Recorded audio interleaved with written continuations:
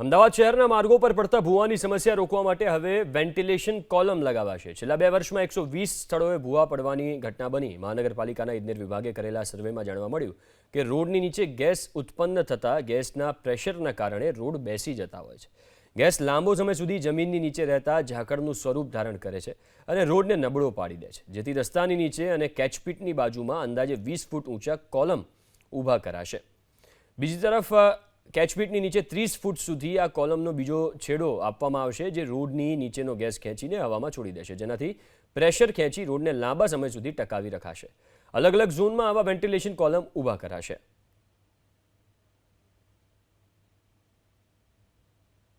અમદાવાદ શહેરમાં પડતા બ્રેકડાઉન અને ભૂવાની કાયમી સમસ્યાના નિવારણ માટે અમદાવાદ મહાનગરપાલિકા તરફથી હવે શહેરમાં અલગ અલગ સ્થળો ઉપર વેન્ટિલેશન કોલમ લગાવવાની કામગીરી છે તે શરૂ કરવામાં આવી છે। વેન્ટિલેશન કોલમ એટલે કે રોડની 25 થી 30 ફૂટ નીચે ઉત્પન્ન થતો ગેસ જેને ખેંચી લઈ અને હવામાં છોડવામાં આવશે। દક્ષિણ પશ્ચિમ ઝોનમાં એબીપી અસ્મિતા છે અને દ્રશ્યો અહીંયા આગળ આપણે બતાવીશું। જે વેન્ટિલેશન કોલમ અહીંયા આગળ લગાવવામાં આવ્યા છે, શહેરમાં આવેલી અલગ અલગ કેચપીટની નજીકમાં આ કોલમ છે તેને લગાવવામાં આવશે, જેથી કરીને કોલમ જે રોડની નીચે ઉત્પન્ન થતો ગેસ છે તેને ખેંચી શકે।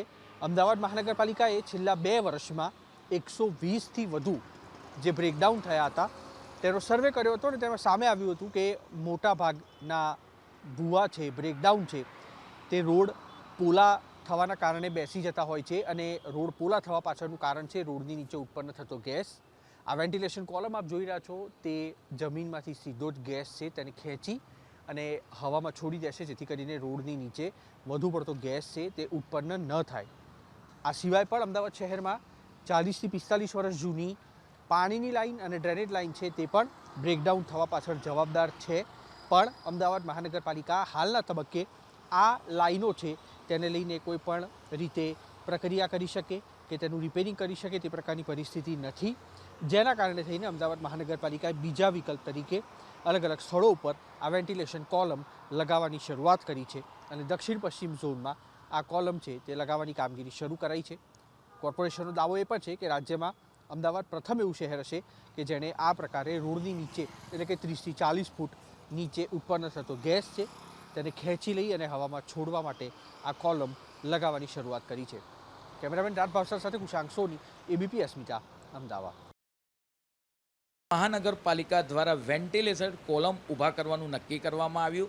પરિણામે જે ગેસ ઉત્પન્ન થાય ડ્રેનેજ સિસ્ટમમાં એ ગેસ સીધો આકાશની અંદર જતો રહે, એને હાઇટ આપવામાં આવે છે 15 મિનિટની, જેથી કોઈ રેસિડેન્સ એરિયાને એની તકલીફ ના પડે। મહાનગરપાલિકાના અલગ અલગ 7 ઝોનની જો વાત કરવામાં આવે અને જે ડ્રેનેજ નેટવર્ક આવેલું છે, હાલ 691 જેટલા વેન્ટિલેટર કોલમ નાખવા મંજૂર કરવામાં આવ્યા છે, જેમાંથી 446 એટલે 80% કામગીરી વેન્ટિલેટર કોલમની પૂરી થઈ છે।